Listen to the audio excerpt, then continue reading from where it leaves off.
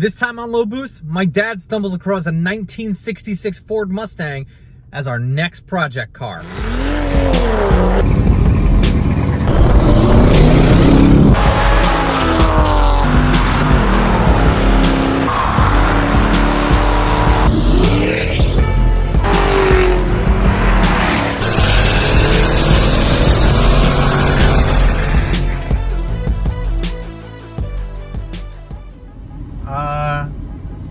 Pulling up to my dad's shop, and I don't know what that is.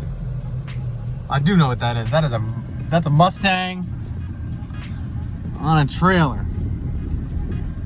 Let's see what the heck he's got going on.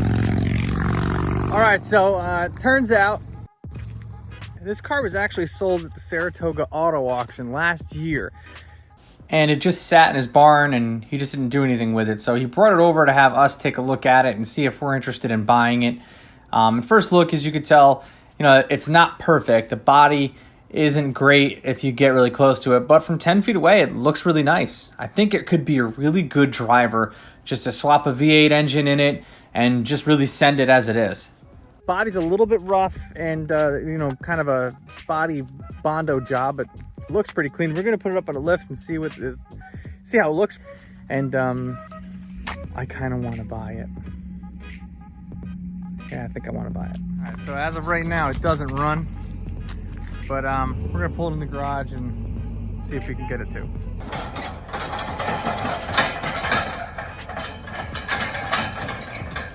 What is it?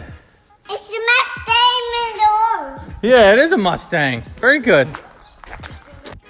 So it's a straight six and still some janky stuff going on. Looks like they plugged up the old fuel line. Probably got to get replaced. And what's he got for a fuel line? That's his fuel line. This is it right here. So let's see if we can get it started. Just to get it in the garage, we're gonna try that.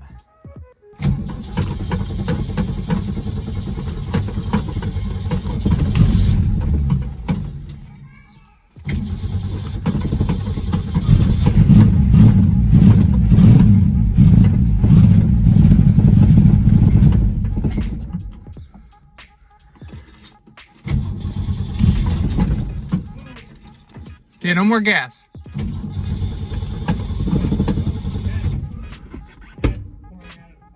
Oh, okay. We actually got it running, but it wouldn't idle for very long because the choke arm was missing. And as soon as it got up to temperature, fuel just started pouring out of where that should be going into. So we just turned it off and pushed it in the garage as it is. The fuel tank definitely needs to be cleaned out and it needs new fuel lines running all the way anyway. But I think we can get it running even as a 6-cylinder. Everybody wants a fastback Mustang or a Boss Mustang or a Shelby or all those other ones, but I really have always had a thing for these notchback Mustangs, the 64 to 66s. When you have a car like this that can't run under its own power, these wheel dollies are awesome. You can push the car around very easily. I'll put a link in the description below for them. They're really cheap and they make things so easy to move around when you have something like this. After looking at it, we can and should be able to get the 6-cylinder in this thing running, but really that's not the end game. The end game is to swap this in with a different engine that's going to be loud and rowdy and just have fun, and it be just an awesome driver just to cruise around in. We have an engine that we'd want to put in it because you don't want to have a 6-cylinder. We got that puppy right there. That's the 351 that we bought in combination with the stand you see and the C4 automatic that we have in the Ford F100. So we already got a motor. We just gotta clean it up, throw it in, and drive. You got any locks? It's on locks.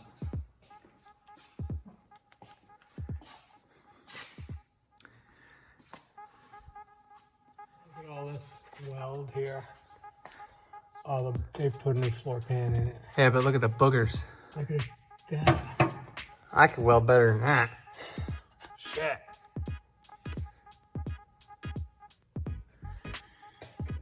Drums in the rear. They just put these patch pans in. They didn't put all new floor pans. Got an oil leak right there. Oil leak, yeah. That's a transmission fluid leak. See the red? Yeah. And the oil, the transmission's leak. Whatever that is from. This car is not to make it look great and full-on resto. These old Mustangs are not worth a lot to begin with, so we're not going to try to spend a ton on the body to make it look perfect. And from 10 feet away, the car looks okay. We're going to make this a full-on driver, kind of almost like I kind of want to model our process with this like the Disgustang on Motor Trend's Roadkill. The car doesn't look bad, but we're gonna put some power behind it and have some fun and just make it a really fun driver. So stay tuned. All in all, the car looks great for what it is. We're gonna put some nice wheels on it as well, maybe change the rear end out, nice torque converter, and this thing will be a great little street rod for the street. I've always wanted a 64 to 66 Mustang, and now we finally got a great opportunity to get one here. Comparatively to the Disgustang, this has a much nicer interior and is a lot nicer on the outside. The body isn't perfect, like I said, but it looks good from 10 feet away. The only thing I don't like is the interior here. They painted the trim on either side all blue, but we can easily take that out and paint it whatever color we want. So, a couple other things we're gonna do to the Mustang. There is some rust underneath the subframe. Gonna clean it up. They sell these Mustang subframe brace kits, either the front where the bumper is and the back down there. Gonna tidy those up a little bit, and it should be pretty drivable. Gonna get different wheels for it. You know, different torque converter to be able to handle the power that 351's gonna have, but should be a hell of a lot of fun.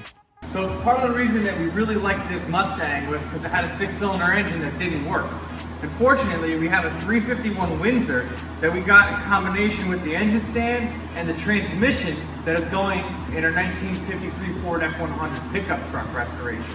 Now, if you don't know about that one, I'll put a link to that in the description below. You guys can check out that build as well. So this motor turns for a little bit and then stops. So we feel like maybe there's something that got stuck in the cylinders and is stopping it from turning over. So what we're gonna do is we're gonna take the whole top end off and really inspect it and see how bad it is, and then maybe put a cam in it. We'll figure it out when we get to it. Stay tuned for the next episode to see me tear this sucker down. We're gonna do a lot of videos with this Mustang, and we're gonna document our progress along the way. So make sure you guys hit that subscribe button, because I'm also gonna do a lot of parts reviews on the components and things we're gonna be putting in the Mustang. So make sure you guys hit that subscribe button if you haven't already. Thank you guys very much for watching, and I'll catch you in the next one.